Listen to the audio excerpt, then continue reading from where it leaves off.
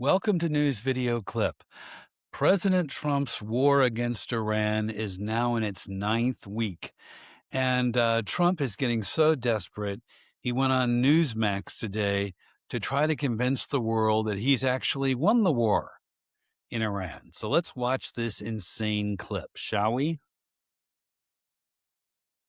Looking at the Iran war, haven't you already won? I mean, isn't it? We've already won. We've already won, but I want to win by a bigger margin. But we have destroyed their Navy, destroyed their Air Force, destroyed all of their, if you look at their anti-aircraft equipment, their radar equipment, their leadership is destroyed. We've destroyed everything. Okay, so if everything has been destroyed, as Trump claims, then why was his Secretary of Defense, Pete Hegseth, in Congress today trying to get $25 billion more to keep the Iran war going? I thought you already won, Trump. Why do you need $25 billion more from taxpayers here in the U.S.? Anybody going to ask that question? Not on Newsmax, they're not. Alrighty, let's move on to a different lunatic. Erica Kirk, that was a mistake, is doing her wacky podcast dressed almost like, she almost looks like an assassin. I'm not exactly sure what this outfit is, but the gals over at I've Had It really mocked her, and it was perfect. So let's take a look at this. To a new headline lying about me. I have comedians dressing up in whiteface. I have people saying I'm not fit to be CEO. And I have Candace Owens claiming I murdered my husband. And the list goes on and on and on. And I get on camera and I show everybody how batshit crazy I am. And the evidence goes on and on and on and on. And I will not stop because just Monday, I said I was taking time off to be with my family. And now it's Thursday and I am hosting a podcast clip because in Turning Point, you can both take time off from work and work at the exact same time. And this hypocrisy can go on and on and on and on. All right, so that is just such a great impression there by Jennifer Welch of I've Had It. And of course, her co-host there, Angie, is just dying laughing. I love that clip. Very, very funny, and it's perfect parody of Erica Kirk. Anyways, let's move on to another lunatic. This is Libs of TikTok. Now, if you're not on social media, you may not be familiar with her. But she's a right-wing troll. She's very pro-Trump, and she's all over Twitter X. And today she was whining about her hospital bill. She's very pro-Trump. And of course, she opposes Democrats who support universal health care. So basically, she got exactly what she voted for. And her real name is Chacha Raichik. And she has a history of doing a lot of anti-trans and anti-LGBT posts. But here she is whining and crying about her health care bill. So I'm going to read to you what she wrote. Last week, I randomly got a $9,000 bill for a hospital visit from last year. I called them up, and they said my insurance decided not to cover it. Why?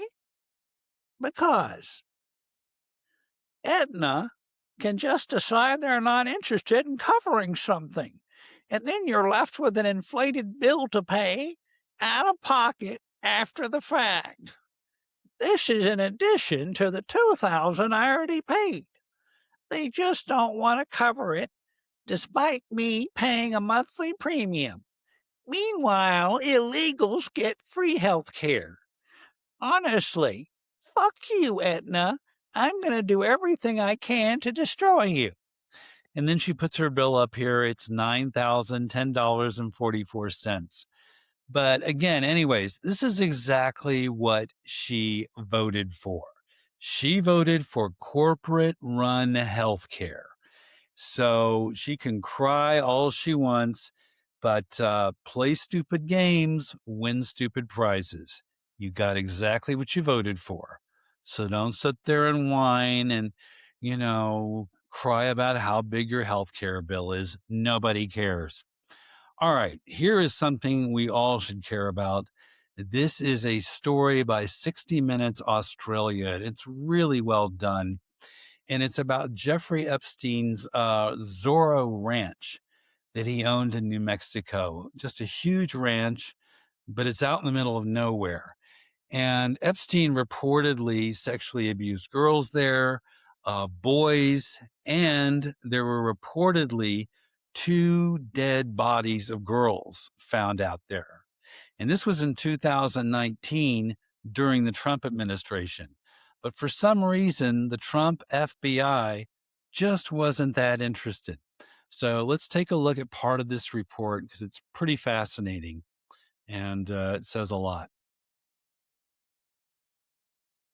Strikingly remote and epic, Zorro Ranch, Jeffrey Epstein's former hangout in New Mexico, is undeniably impressive, unless you don't want to be here. There's nowhere to run or hide. It is the perfect playpen for a pedophile and sexual predator. This abuse was horrific, but so was the cover-up. Hector Balderas is the former Attorney General of New Mexico. He's heading to the ranch to visit the roadside shrine honouring Epstein's many victims. In 2019, Hector and his state authorities were pursuing allegations made by underage girls. But he was forced to hand over his investigation to the federal authorities, who said they would handle it. Instead, they did nothing. And will probably be a tactical mistake that I'll live with for the rest of my life.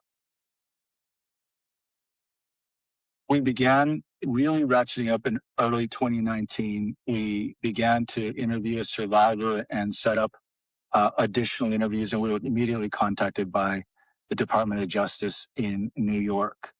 They asked us to hold back on the interview and to stand down because they were concerned that we were going to secure a parallel interview in which a survivor could contradict themselves and that it might put the federal case at risk.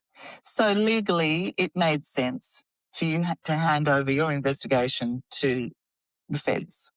Legally, at that point, it was in the interest of the survivors that we were working with, yes. But thanks to the Epstein files, Hector has only just learned in 2019 the FBI knew but did nothing about the extraordinary allegation 2 young women had been killed and buried near the Zorro Ranch.